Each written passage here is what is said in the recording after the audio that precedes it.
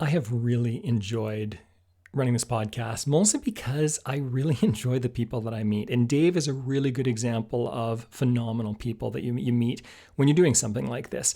Dave is a genius with business, and you're going to hear that over and over again with how he answers my questions, with how he thinks and processes information, and how much he's been through. Now, I make a joke near the beginning of this episode. Please excuse the joke. I say that he's been part of like 100 plus companies and he's been the CEO of so many companies. He has not been part of more than 100 companies. Having said that, he has been a part of a few companies and he's seen a lot of change. And the reason I made that joke is because, and you're going to hear a bit of this in the interview, he has been part of mergers and acquisitions, tech companies, startups, operational integrations. He's sold off assets. He's been part of private equity, real estate, construction, oil and gas, hospitality, going public, turning around insolvent companies, operations and leadership, org restructuring, mechanical services, consulting, specialty foods, high growth. He's been part of so much. And I'm just scratching the surface here. He's gone through entire business life cycles in 2.5 years at times, seeing how everything goes. Again, you're going to see more of this. But what I want you to pay attention to is really about the unforeseen downturns and how to handle them. We're going to talk about growth a lot. But within growth, all of the learning that we're going to do in this episode from his experience is going to be coming from those unforeseen downturns and what he learned. I'm working on my own business and it's growing fairly quickly. We're doing some really cool things. And it just has hammered home doing this interview with Dave that I need to work on efficiency. Right from the beginning, no matter how fast I'm growing, efficiency is something that I've got to pay attention to constantly. And the opposite of that, I'll give you two examples. One is government. It's simply a really good example of the opposite of efficiency. Governments tend to grow in downturns. There's less money to go around, and they tend to grow in those situations. But there are other businesses that do this as well, right? Think about most big businesses when you've gone to a bank or a big business, and think about kind of the customer service you've received or how they handle problems, how many times you have to talk to somebody, talk about telecommunications, go to your mobile phone company. Things are so inefficient with so many large companies, not all of them, but so many.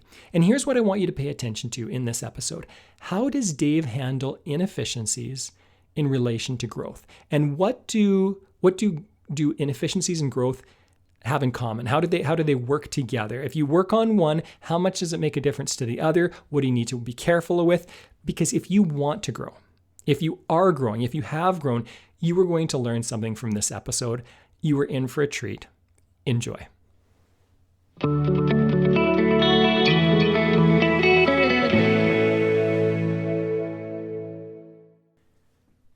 Welcome to the episode with Dave Bulloch. Dave, it's good to have you on here. And something that really stands out about you and your background is how extensive your background is. You've been a CEO, last time I counted, of 143 companies. Is that correct? A few fewer than that, but it's been quite a few. Tell me a bit about your background. Feel free to share some details on how you got where you are right now.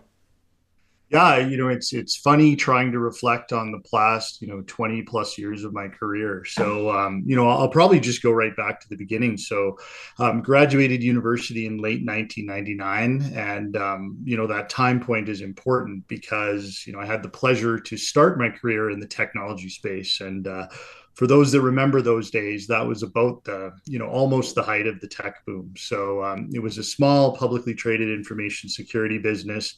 Got hired right out of university to join their mergers and acquisitions team. And, what was really neat about that is, it was a grow by acquisition at almost all cost environment. So we did a number of transactions. There was a very small team of us that were working on these. And we did, probably 12 acquisitions, maybe a few more in about a year, really growing the business across North America. And what was funny is as we continued to acquire these businesses, we realized we needed to focus a lot on the operations and integrating those operations. So I moved more from, the transactional acquisition side of things into the, what we'll call operational integration. Did that for a little while. And then, as everyone remembers, in about 2001, the tech bubble burst. And our main financier was unable to continue to support our business. And so, after acquiring all these businesses and spending a bunch of time integrating them, my role actually became to sell the majority of our assets and wind up the operations. So what was really interesting about that was, I got to see very early on in my career almost an entire business life cycle in about 2.5 years. So, it gave me a lot of perspective on how businesses operate, how businesses grow, and what to look out for subsequently. So since then, probably for about 10 years or so, I spent some time in the private equity space. And this is where I took, a director and or officer role, representing our ownership interests in a number of companies. And these were across all industries. So we were in the equipment sector, real estate, property management, construction, property maintenance, oil and gas services, telecommunications, technology, and even hospitality. And these investments were kind of neat because it ran the gamut from startups to go public transactions, as well as a number of turnaround or restructure opportunities where we invested in struggling or insolvent companies and turned them around. And what that sort of taught me was, seeing this happen, in various states of life cycle of a business. I learned I had a real passion for the operations and taking a leadership role in helping companies overcome the challenges of growth or just a change in business direction due to circumstance. So about that time in early 2013, I was recruited for an opportunity that was really interesting to me. It was a strategic operations leadership role at an oil field accommodations business headquartered in Edmonton. And what was neat about this is it was an opportunity to join the executive team as VP operations and then later chief operating officer of this business. And it had experienced a ton of significant growth and was really looking to take a bit of a pause and then put proper systems and processes in place to prepare the company for its next phase of growth. But what we weren't expecting was the oil field downturn that started in 2014. And, in response to changes in the marketplace, caused us to have to reorganize and rethink almost all of how we delivered our services to our customers. We had to become significantly more efficient in our operations in order to remain profitable in a very turbulent time for the industry. And obviously, anybody that's spent time in Alberta over the last 10 years, knows exactly what almost every oil field related business went through. And the really rewarding part of that was, after a few years of very hard work, we managed to transform our business, much to the delight of our customers, which culminated in significant multi-year contracts with large oil field companies. And that allowed us to actually sell the business to our largest competitor in 2018. So, another really rewarding experience of, a turnaround turning into a growth opportunity and ultimately a very successful exit of a business. And yeah, so since then, I've enjoyed a couple more senior leadership roles, for the short to medium term in seniors housing, and mechanical services. And I've consulted to a handful of companies as well. And just recently, I invested in a specialty foods manufacturing business. And I'm working with the founder of that business to develop and execute on a growth strategy. So the topic is of keen interest and quite pertinent to me right now. This is brilliant. And there's no way to summarize what you just said. Having said that, I'm gonna try to go into a couple of questions that came up in my mind as you were talking. You talked about a number of downturns in your career and unforeseen downturns. Is there any way to predict what is unforeseen? And in your experience, what could a company do, even if they can't predict it? What can a company do to protect themselves, to help themselves with those unforeseen problems that come up? Yeah, I mean, it is really tough to predict some things. Like I think, almost every business goes through its business life cycle.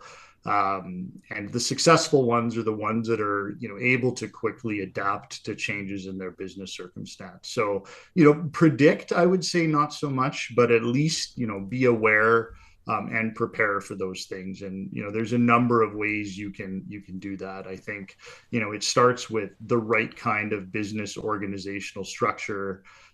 It's having the absolute right people in the organization that, are problem solvers and can help you, as you continually innovate your business to respond to whatever competitive pressure you have.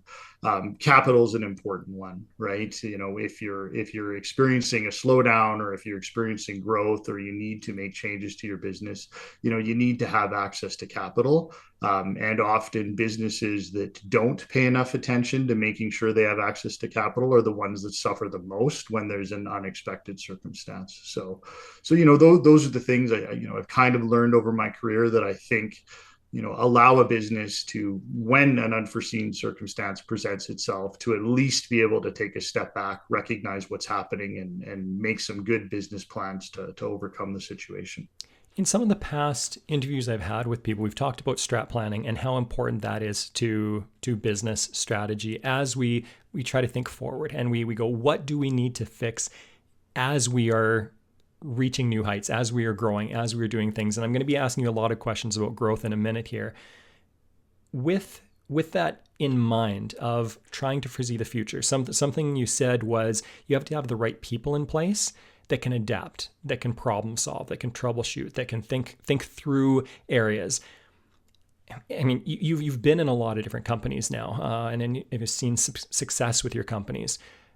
As you've gone through that yourself, what do you think companies generally are missing as they're growing? So in that aspect, or that part of the life cycle, as they're growing, what are the biggest blind spots for most companies in that situation?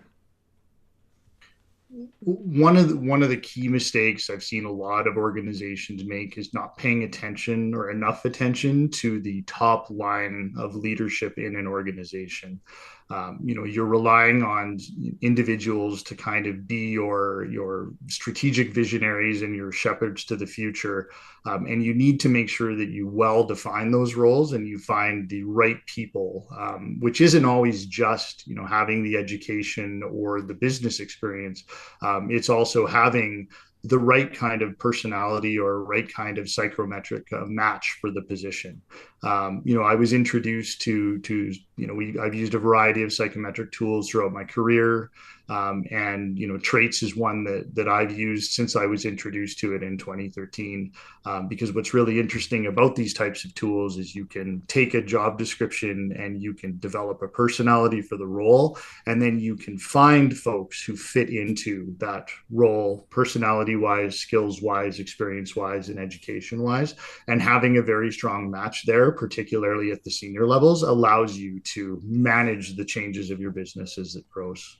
So you can get certain things wrong and grow, as most companies get something wrong along the way, but that top level management you need to get right, basically. You do, and the thing is, it's not just about senior executive roles. It's about giving people some vision towards what the path might look like for them in their career. Everybody that starts a job wants to grow their career. They want additional responsibility. They want to be exposed to new things. And if you really define what your organization structure looks like, and you really know what your senior leadership team needs to look like, you're also able to identify folks in your organization very early on that can succeed up through the ranks, through to management and into leadership, and you can help cultivate that. So not only do you get the right kind of person for the role, but you get all of that frontline organizational knowledge and organizational history that they've created throughout their career with you, and they'll ultimately be more successful as they grow your career in your organization. That's so helpful. Thank you. I'm gonna summarize some of these things a little bit later, probably in my outro with this, because you're hitting on so many different spots, and I'll probably expand on them a little bit there. Let's talk about growth specifically. You've seen growth, you've seen full business cycles in your career, but specifically talk about growth. That's something that you are excellent at, Dave. Well, maybe I'll leave it open-ended right now and then drill down a little bit. When it comes to growth, what are the key tips? What are the key insights that you would like to give people as they are growing? Sure. When I think about growth, a lot of it is sort of common sense. Like a lot of people would listen to what I'm about to say and say, well, Dave, that's obvious. But I find a lot of organizations, don't really appreciate some of the finer points of the things you need to figure out in able to grow successfully as a business. Number one is understanding your competitive advantage in the marketplace. If you know and you really understand how you serve the needs of your customers better than your competitors do, or you can see an opportunity to serve the needs of your potential customers better than your competitors do, it will allow you to very clearly articulate what your growth plan should look like, right? And I'm not talking, a revenue target or anything like that at this point. I'm just saying, let's really understand what we're good at. Like, what do our customers praise us for? What are the things we do that we constantly get referred to other customers or we're known for out there in the marketplace? What I've found is, especially in smaller businesses, the business tries to chase almost every revenue dollar. So even if it's slightly related to what you do for a living, you start to chase that revenue dollar and then the next revenue dollar and so on and so forth. And then you end up doing a bunch of things not that well instead of a handful of things very well. And then I think that just dilutes what you're trying to deliver to your customer. So, that focus on really understanding competitive advantage, I think, is pivotal for growth. In my mind, most people, when asked this question, they're going to be like, this is a dumb question, Mark. Just grow your sales. Just grow marketing and sales. That's what grows the company. And I appreciate people with more experience because they actually don't go there. You went the exact opposite way you just said. You don't chase certain opportunities if they're not a fit for where you need to go in your company to be a strong, vibrant, foundationally strong company. Is that accurate? Absolutely. Yeah. I mean, I've been involved in a few businesses where, ownership has kind of reached a point where, there's business line A and, it almost completely subsidizes business line B to the point where, the companies aren't making any money overall. And everybody wants to focus on business line B. Like, what's wrong with business line B? What if we could make business line B more profitable? Let's dump a bunch of resources and expertise in this, what really is a money losing adventure. And you're better off to say, well, hold on a second. Business line A is really the one that's generating all the revenue. Our customers love us. We've got stickiness. We're a solution provider to our customers. Let's not even really worry about business line B. It's a weird temptation to always fix what's broken as opposed to really focus on what's going well. And every business I've seen has something in it that is going exceptionally well that often people take for granted.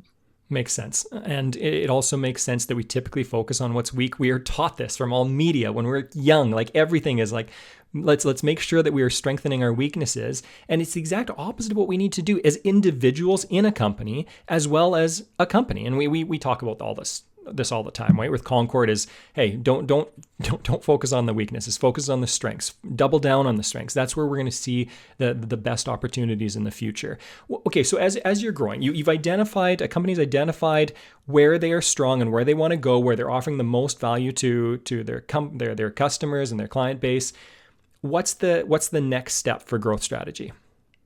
Well, and like, that's where it gets really fun because you get to sit back, as an ownership group or a strategic leadership team, and you say, what could we really do with this business? If today we're doing 50 million of revenue, could we do 100 million? Could we do 200 million? What does that look like?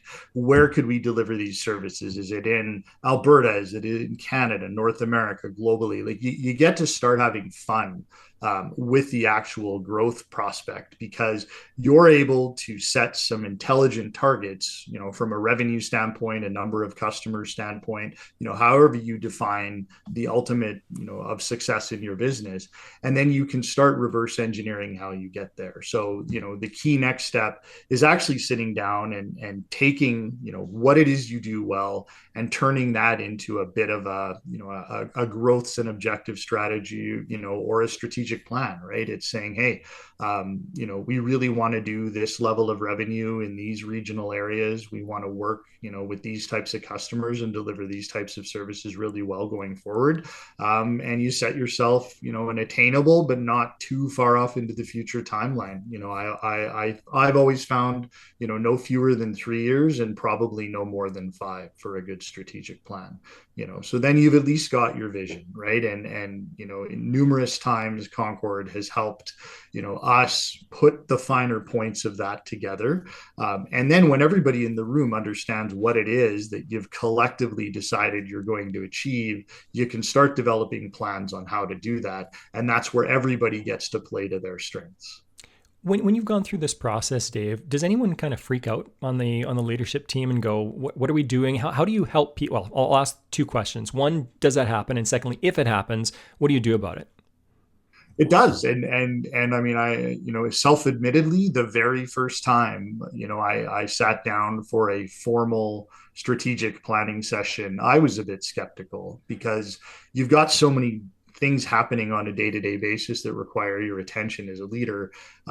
It's almost silly to step back and say, okay, let's do this, future visioning exercise of how the world could be bright and beautiful and much bigger and different than it is today. So it's overcoming that, right? It's important work. It's really important time. You have to do a lot of thinking. You have to do a lot of soul searching and working together. And it's just uncomfortable for people who know exactly what it is they need to do day in, day out to kind of step out of that day-to-day role and put on the strategic hat and start thinking about what the future looks like. So yeah, absolutely. People like myself included, the very first time, do have a bit of difficulty stepping into that strategic space where you get to do some planning. How many times have you done a strategic plan and realized, hey, we've got to do some people shuffling here? We've either got to hire new people or we've got to get rid of some people in the organization?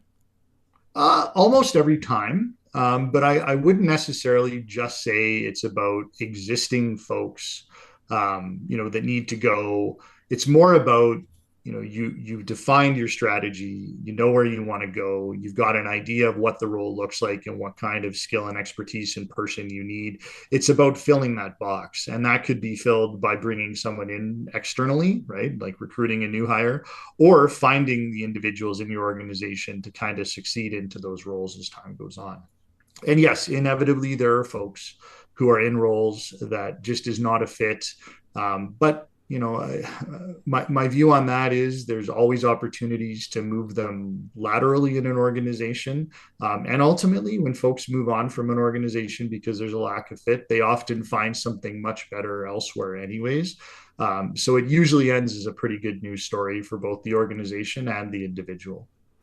You've talked a couple of times again about how there have been some pivots that were needed. Early 2000s, COVID, again, economic downturns in Alberta, whatever it is, unforeseen things that come up.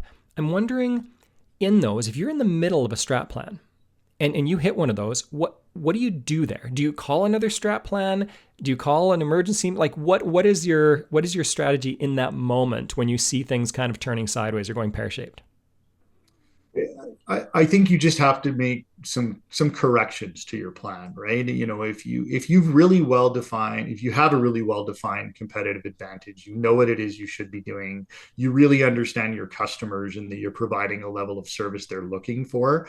Often none of that changes, right? When you run in, I mean, in the oil field circumstance, it was a very clear cut. Like they're just, the price of oil isn't what it used to be. Production isn't what it used to be. Demand isn't what it used to be. We're looking for our vendors to partner with us on saving money so we can keep this whole industry going. And that's where you have to get creative. But never once was it we're no longer going to do this. We're going to do something completely different instead. And so, I don't think, any kind of unforeseen event or unexpected downturn would change your strat plan. It might change, some of your numbers. It might change your timelines. It might require you to, accelerate some things and slow pace some other ones. But if you really understand your business and what your customers are looking for, I would say for the most part, your plan would still apply. All right. No, I'm thinking about 2 different scenarios. One scenario is where there is extreme high growth in the moment. for that company, what are the biggest pitfalls that they need to look out for? And then secondly, I'm going to ask you for the company in the opposite situation where they're struggling with growth. What do they need to change or tweak or look at? Sure. So, the one that is staring at the face of significant growth, I always fall back on, it's almost a process in itself. It's making sure you have the right structure, and that almost always starts as, your organizational structure, your corporate structure. The second thing is systems and processes. If, you're intending to grow, or you are growing and you need to grow quickly, you can't keep adding, more and more and more administrative burden to that, because, it ends up costing too much money. It slows things down. You don't have uniformity of product or service. Your customers start wondering what's going on. So systems and processes are an incredibly important component of that. And then, it goes into, tools that I've learned in, things like Lean Six Sigma, which is constantly looking at removing waste from a system and making sure that you are able to offer a competitive and high quality product that's reliable, right? And so there's systems and software that are involved in that. So I would say really high growth. I mean, we've already talked about people. That's a given in any circumstance. I would say then you get into the structure, systems/processes, and then, software and systems to support your business are critical. Are there are there tweaks across every industry that you've seen? Again, you've been involved in a lot of different industries. Are there tweaks in no matter what industry it is where there will be the bottleneck that you need to focus on, or does the bottleneck kind of hit in different places in different industries? Well, almost every business and industry I've been in, regardless of the circumstance, right? A high growth situation, a startup, or a turnaround, there are always opportunities for efficiency. There's always opportunities to remove waste. There's always opportunities to look for reliability and quality and all of those things. And a lot of it sits at the administrative level, right? Your frontline team members that are performing the work for your customers, not always so much, but it's as you add people and administration and layers into a business, that comes with inefficiencies that you need to resolve. Okay, do you mind then giving me an example of how that's existed in one of your companies and specifically what you did to resolve that admin problem? Yeah. Yeah, I'll take a little bit different of a path than admin for now, because I think this might just illustrate, where a high growth circumstance can cause problems. So it was in the oil field services business. We were in the accommodations world, and we very quickly had to move our business from, what was a guaranteed room allotment that we got from our major oil field customers, where they said, we'll take 500 rooms, we'll pay for them every single day for 10 years, whether we're sleeping in them or not, almost overnight, to where they approached us and said, we need to get into more of a demand, take as you go type scenario. That required us to make wholesale changes to our business. So what you need to do is look at all of your processes. And I'll use a simple example. We cleaned over 9,000 rooms every single day across our portfolio. And we had a team of hundreds of housekeeping professionals that were in and out of these rooms every single day cleaning. And that's all they did every day. And we started with them and we said, let's look at, how much time you're spending doing things. Let's do time and motion studies. Let's engage you in the process of making your work more efficient. And then we'll be able to really see how we can remove all the waste in that system and ultimately have a better quality product, happier employees, because, they're not frustrated with broken equipment and different training methodologies and all those things. So we started there. And then what you find is that bleeds itself into your more administrative levels, right? You start learning what supervisory folks should and shouldn't be doing, how they need to manage the folks that are reporting to them, and so on and so forth. If I were to make a blanket statement about administration, my blanket statement would be, every time you add an employee reporting to you, you end up getting them to maximum 80% efficiency, right? And so you target that 20% and figure out how to reduce it as much as possible. Okay. Look, again, coming back down to waste and how do we limit this, and how do we focusing on strengths? How do we get somebody up and running according to who they are and what's going on with them? All Mhm. right. And again, coming back to kind of in a high growth situation where you're looking to improve a lot of things, where do you see cracks becoming chasms? All over, and mostly it starts with the wrong organizational structure, where we've doubled our business and person A is really good at certain things, and then they get automatically placed into a role that they may not have the training or the skill or the profile for. And everybody's working really hard and they're doing their best, but ultimately it's not an efficient system, all the way down to just how the business systems and processes work to deliver the product to the customer. Okay. If somebody, I'm trying to think of specific scenarios where somebody's like, yeah, I'm doing really well, high growth, everything's going well, but I'm thinking about what Dave's saying, and I want to be careful with this. You've talked about admin, you've talked about systems, you've talked about processes, you've talked about efficiencies all over the place. Where should somebody go if they're starting this process of like, hey, I've got some good growth, but I want to be careful. I want to take some of the wisdom that I'm getting from Dave right now and put it into action. Where would you recommend they start? I would start with documenting all of your business processes and understanding what it takes to get your entire product or service through that value chain to the end customer, because you're going to see tons of efficiency. I'll give you a funny example of a restructure situation that I was involved in. So we had to do a pretty significant restructure of an organization, and we did this. We made a bunch of managerial changes, and we realized we had an accounts receivable problem. And we were looking into this accounts receivable problem, and we realized, wow, like these customers that have been great customers aren't paying their bills. I wonder why. We started reaching out to customers, and they said, well, we never got our bills. And we said, well, we email these invoices every month. You should get a statement of account. Oh, I don't get invoices by email. I get them mailed to me. Well, lo and behold, we search the office, we open a drawer, and there's a pile of invoices waiting to be mailed. And the person that had that role, we had amalgamated their role into another role, and that piece of that job description just didn't make it into the new training.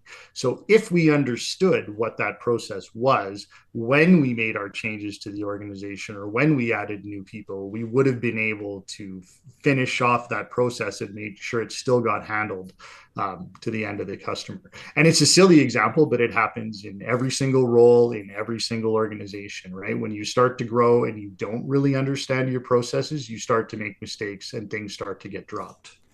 That makes a lot of sense to me. And you're really talking about two things here. One is to review processes all the time, to review your business constantly. That is imperative here, because you can start to catch those cracks or chasms. And then secondly, when you have a good mapping process, when you really understand everything that is involved in the business even as it's growing, then you will be able to probably eliminate some of those cracks before they even begin.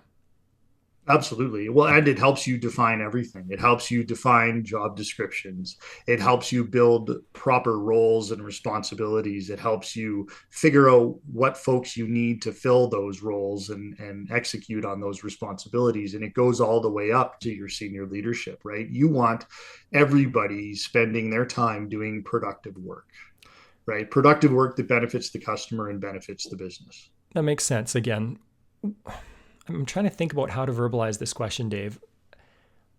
What is the personality type of that individual that is perfect at reviewing things all the time and not missing things? What are things that stand out about that type of person? So just for clarity, you're saying the person that would assist an organization in documenting process and identifying waste? As well as reviewing consistently what's going on, how do we take care of things here?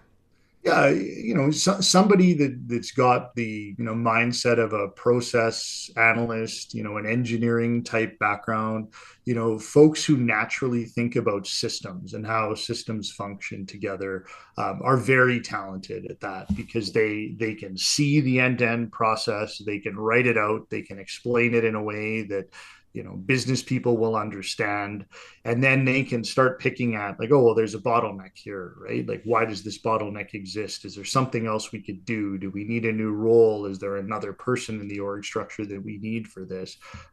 They can really help with that process work. So what you're describing to me in traits language is an implementer, somebody who's very process oriented, somebody very detailed. And this is kind of my follow-up question with this.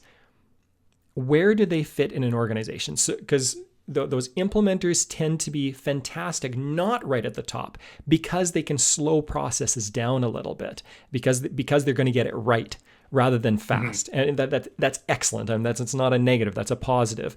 Where can you place those people in the organization so you're getting the most out of them, but rewarding them for what they're bringing to the table?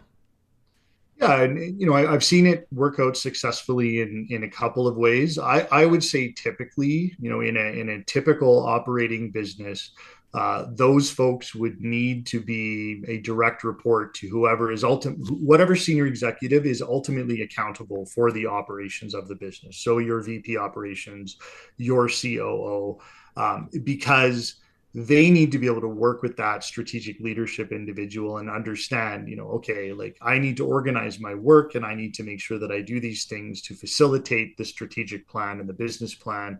And I need somebody to help me prioritize, fight fires, smooth waters when I'm working my analysis and I'm trying to suggest better ways and really be a champion of that. So I wouldn't say that it would be a senior executive role. I would say it would be reporting to the senior executive role. The other place I've seen it successful is, and I hate using this language because it works better for smaller business, but almost that strategy office. So, you've got a support mechanism to your senior leadership team or your executive leadership team who can take all that the business wants to do and figure out how to make sure that the processes are understood and they're maximized for efficiency and so on and so forth.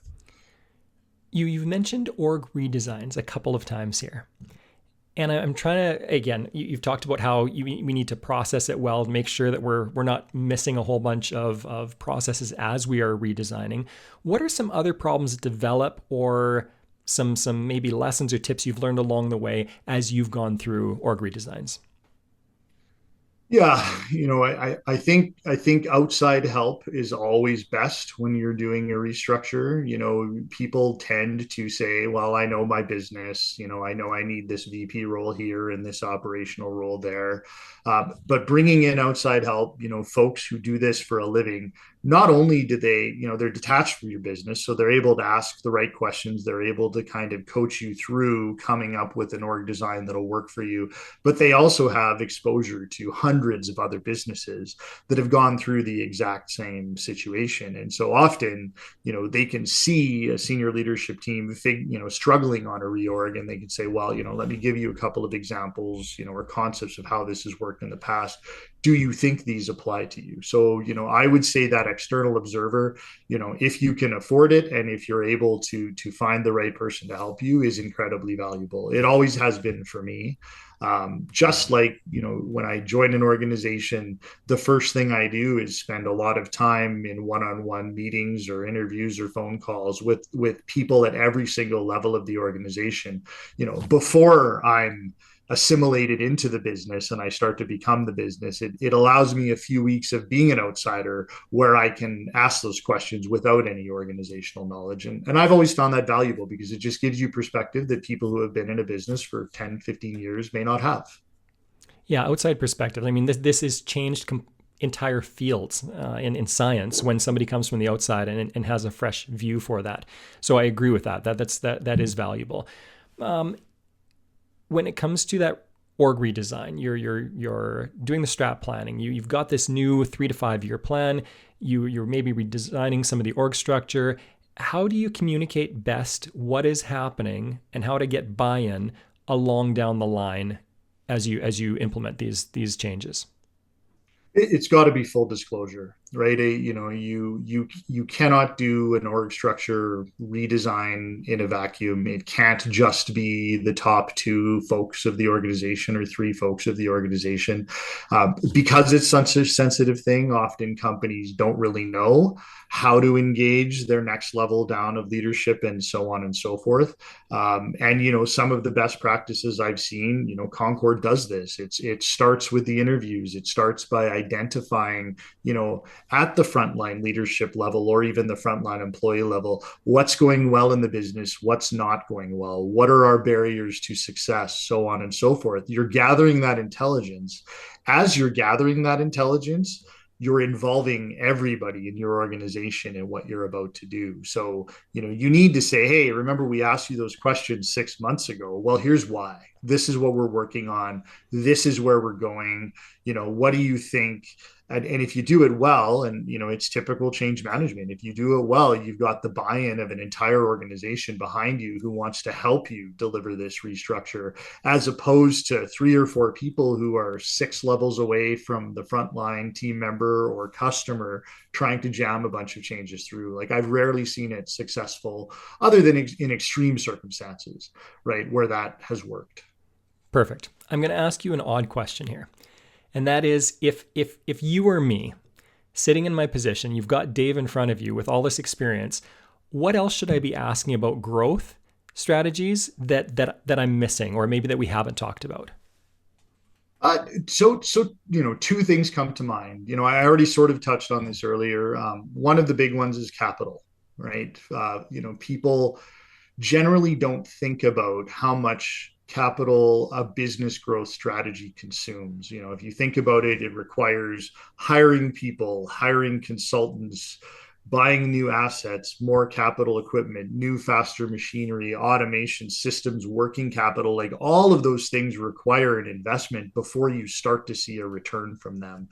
So often companies get into this growth plan and they're like, hey, we want to grow by 100% over the next 2 or 3 years, and we see a very clear path on how to do that. But they don't think to figure out where they're going to secure the capital for that growth. Right. Often a lot of companies are underfunding their capital anyways, right? So they're already in a position where their assets are worn and tired and need replacement, and they're trying to layer growth on top of that, right? That's difficult. I would say that. The other thing is, I think some thought on why you want to grow. Like, what is your outcome? Is it an exit?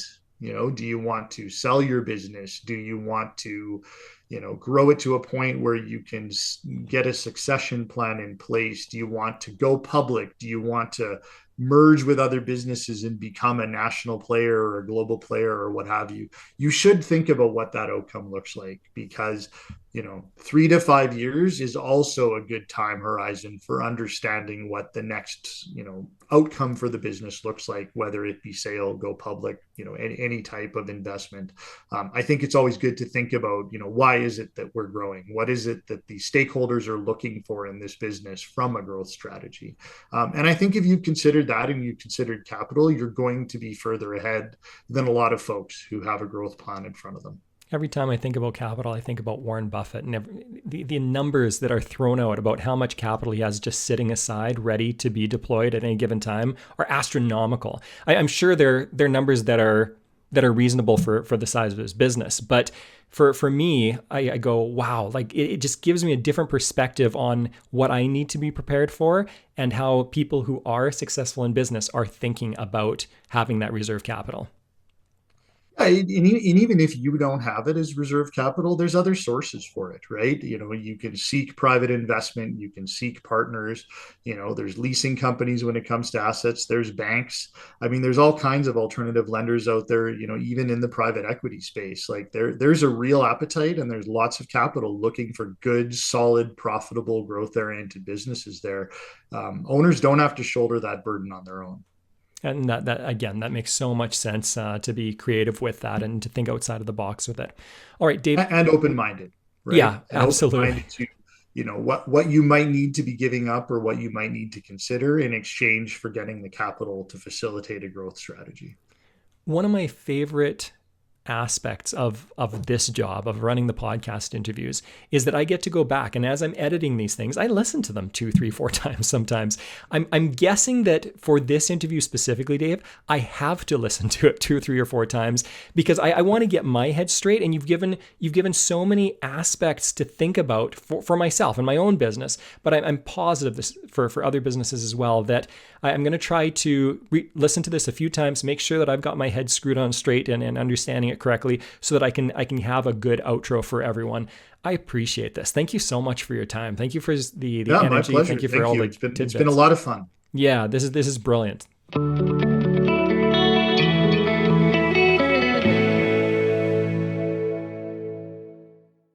Oh boy. I hope you enjoyed that as much as I did. One of my favorite interviews so far. Dave, thank you so much. If you're listening to this ever again, you probably don't need to, but I appreciated all of your help with this. I thought about, how do I wrap this up? How do I do the outro here to help listeners really combine so much of what was said? And I've done my work.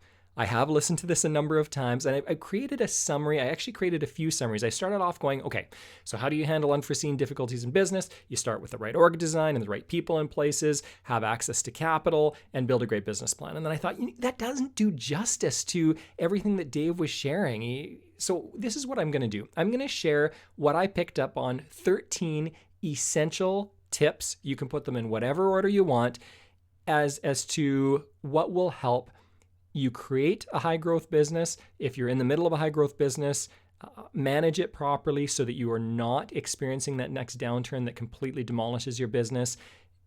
Use it however you want. This can apply to any business, though. I'm having fun applying this to my own. Number 1, here's the first tip. Understand your competitive advantage in the marketplace. So how are you taking care of customers better than anyone else? What are you excellent at? What can nobody else do better than you? I think that's an important question. Number 2 is close to that. Don't chase revenue. Chase whatever separates you from everyone else. So much of the time I see companies that are chasing revenue. They get a big contract that ends up being 80% of their revenue. That contract leaves and they've got nothing. So again, don't chase revenue. Chase whatever separates you from everyone else. Number 3, forget about whatever is broken and double down on what is strong. Number 4, dig down into vision and enjoy the prospects of growth. So set intelligent targets, work on your strategic plan, revisit your vision over and over and over again, and make sure that you are on track and moving in the right direction. Number 5, go back to org designs and the needed roles in your company.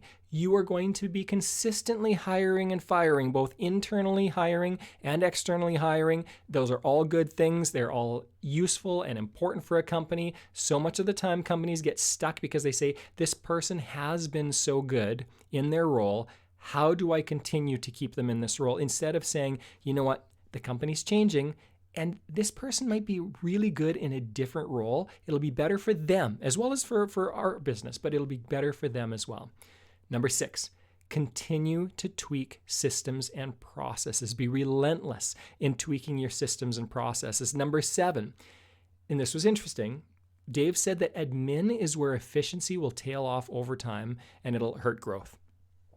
People become problems, not because they're bad people or bad employees, but again, the needs of a company change, and it's so easy to have inefficiencies crop up. Along with that, number 8, there will always be inefficiencies. Relentlessly seek them out and improve to protect them from the next downturn, to protect your company from the next downturn. Everybody needs to be doing productive work.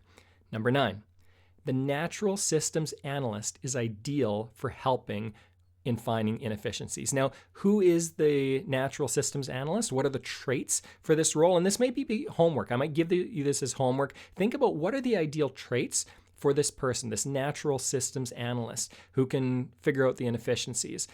Now, again, this is typically going to be an implementer on some level, and they need to be a direct report for, Dave said, the COO or the VP of operations, or it could be a strategy office that can handle this externally and helps the executive team with this.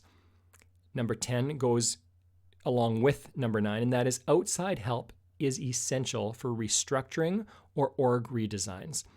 They are detached from your business, and he said they have exposure to so many other businesses. So because they're detached, they can have an outside perspective. And because they've got exposure to so many other companies, they bring so many outside ideas to that. The external observer is incredibly helpful. Number 11, fully disclose what is happening with strat planning and org redesign at every level of your company. Continue to communicate with everyone in your company, and you'll have buy-in from the entire organization, which again is essential. You know this. Number 12, working capital is essential for growth. Secure it before it is needed. Partners, leasing companies, lenders, alternative lenders, private equity. There are many ways to secure working capital or the need for working capital. Number 13, you need to ask consistently, why am I growing? Why do I want to grow? Is it for an exit? Is the company going public? What is the outcome of this business? What will this do for everyone involved? What will it do for the executive team? What will it do for the ownership? What will it do for outside investors? Whoever that is.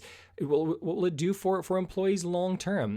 This is so essential to consistently ask, why are we growing? Why am I growing? Why do we need to grow? And then lastly, I'll leave you with document processes right from the beginning so that you're ready for profitable high growth. That was an answer to the question when I asked Dave about, hey, listen, maybe you're the start of this process. What should you do? And he was like, hey, document processes right from the beginning. I get the feeling that no matter what size your company is, no matter where your company is, whether you're growing fast or slow, whether you're dying, start documenting your processes and it will help you. Now, listen, I'm going to just throw a quick note out there, and these notes, these tips are going to be in the show notes.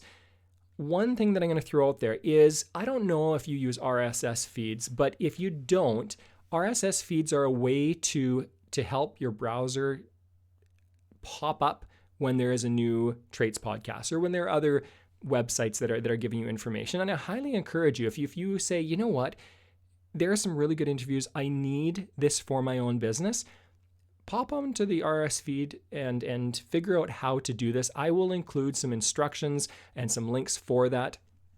But overall, I really encourage you to really sink your teeth into this. This is such a fun process, as you know, whenever you've done this, right? This is such a fun process to make your company not infallible. There is no such thing as infallible, but to make your company bulletproof when you create these unique protective structures around your company, it can be so helpful, and it will be helpful at some point in the near future. Have a fantastic week. I hope you enjoyed this episode. In another 2 weeks, we'll have another one. Enjoy your day.